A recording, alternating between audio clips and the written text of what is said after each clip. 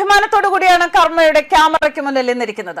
കർമ്മയിൽ ജോലി ചെയ്യാൻ വന്നു തുടങ്ങിയ കാലം മുതൽ, BJP വാർത്തകൾ വായിക്കുന്ന കാലം മുതൽ, നരേന്ദ്രമോദിക്ക് സപ്പോർട്ട് ചെയ്യുന്ന വാർത്തകൾ വായിക്കുന്ന കാലം മുതൽ പലരും എന്നെ നേരിൽ കാണുമ്പോൾ ചോദിക്കുന്ന ഒരു ചോദ്യമുണ്ട്. ഒരാൾ, മരുന്നിനൊരാൾ കേരളത്തിലുണ്ടോ BJPക്ക്?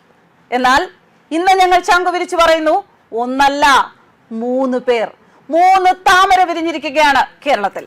രാജ്യത്തെ നെഞ്ചോട് ചേർക്കുന്ന മോദിയുടെ പിള്ളേർ നിയമസഭയിൽ. മോദിയുടെ വരവ് വെറുതെ ആയില്ല. ഒന്നിന് പകരം വിരിഞ്ഞത് 3 താമരകൾ. ഇനി ധൈര്യമായി നിയമസഭയിൽ ഭാരത് മാതാ കി ജയ് വിളിക്കാം. ഒരുത്തനും ചോദിക്കില്ല. പിണറായിയുടെ ഭടന്മാരെ കണ്ട് പേടിക്കേണ്ട. വന്ദേ മാതരം എന്ന് ഉച്ചത്തിൽ ചൊല്ലാം. ദേശദ്രോഹികൾ പുറത്തേക്ക്, ഒപ്പം രാജ്യത്തെ നെഞ്ചോട് ചേർക്കുന്ന നരേന്ദ്രമോദിയുടെ 3 ചുണക്കുട്ടന്മാർ നിയമസഭയിലേക്ക്.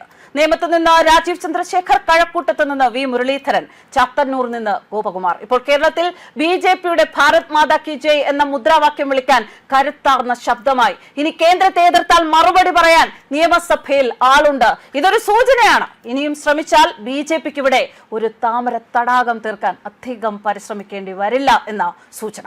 രണ്ടാം പിണറായി സർക്കാരിലെ പൊതുവിദ്യാഭ്യാസ വകുപ്പ് മന്ത്രി കൂടിയായ V ശിവൻകുട്ടിയും BJPയുടെ സംസ്ഥാന അധ്യക്ഷൻ രാജീവ് ചന്ദ്രശേഖറും UDFന് വേണ്ടി KS ശബരിനാഥും കളത്തിലിറങ്ങിയപ്പോൾ ത്രികോണ മത്സരം തന്നെയാണ് നേമത്ത് നടന്നത്. കോർപ്പറേഷനിലെ 23 വാർഡുകൾ ഉൾപ്പെടുന്നതാണ് നേമമണ്ഡലം. 2025 തദ്ദേശ തെരഞ്ഞെടുപ്പിൽ തിരുവനന്തപുരം കോർപ്പറേഷനിൽ അധികാരത്തിലെത്തിയ BJPക്ക് നേമമണ്ഡലത്തിൽ ഉൾപ്പെട്ട വാർഡുകളിൽ 6000-ലേറെ വോട്ടിന് മേൽക്കൈയാണ് നേടിയിരുന്നത്. ഈ ആത്മവിശ്വാസത്തിലാണ് പാർട്ടി അധ്യക്ഷൻ തന്നെ രംഗത്തിറങ്ങിയത്. 2016 O രാജഗോപാൽ BJPക്ക് വേണ്ടി ആദ്യമായി നിയമസഭയിലേക്ക് അക്കൗണ്ട് തുറക്കുകയായിരുന്നു. UDF ഘടകകക്ഷി സ്ഥാനാർത്ഥിയായ V സുരേന്ദ്രൻ പിള്ളയ്ക്ക് 9.7% വോട്ട് മാത്രമാണ് ഉണ്ടായിരുന്നത്. UDFന് ലഭിക്കേണ്ടിയിരുന്ന വോട്ട് BJPക്ക് പിടിച്ചത് മൂലമാണ് രാജഗോപാലിന് 47.46% വോട്ട് ലഭിച്ചത്. ശിവൻകുട്ടിക്ക് 41.39% വോട്ടാണ് 2016 ലഭിച്ചത്. മുഖ്യ പാർട്ടിയുടെ ശക്തനായ സ്ഥാനാർത്ഥിയെ രംഗത്തിറക്കുന്നതിനു പകരം ഘടകകക്ഷികളുടെ ദുർബലനായ സ്ഥാനാർത്ഥിയെ UDF മത്സരിപ്പിച്ചതിലൂടെ ഉണ്ടായ സാഹചര്യം അനുകൂലമാക്കിയാണ് 2016 O രാജഗോപാൽ BJPക്ക് വേണ്ടി ആദ്യമായി നിയമസഭയിലേക്ക് അക്കൗണ്ട് തുറന്നത് എന്നായിരുന്നു LDFന്റെ ആരോപണം. ഈ തെരഞ്ഞെടുപ്പ് ഒരു ആന്റി CPM തെരഞ്ഞെടുപ്പായിരുന്നു എന്നാണ് രാജീവ് ചന്ദ്രശേഖർ പറഞ്ഞത്. 2025 മുതൽ ഞാൻ പറഞ്ഞത് എന്ത് കസർത്ത് നടത്തിയാലും CPM ജയിക്കില്ല എന്നാണ്. കാരണം 10 വർഷം ഭരിച്ച CPMന്റെ അഴിമതിയും ശബരിമല കൊള്ളയും കണ്ട് ജനങ്ങൾ മടുത്തു.